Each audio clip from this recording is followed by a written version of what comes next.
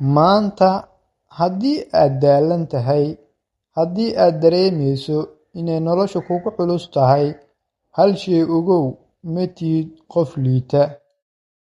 Dhibaato kasta oo aad ku jirto waa imtixaan, ma ahan dhammaad. Qof walba oo guulaystay wuu dhacaa, wuu niyad jabaa, wuu ilmeeyaa, wuuna quustaa, laakiin ma u istaago dhibaatooyinkaas oo dhan.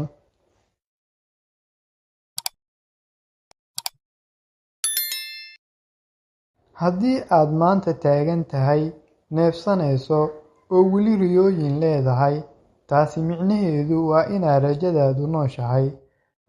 Ha isbarbardhigin dadka kale.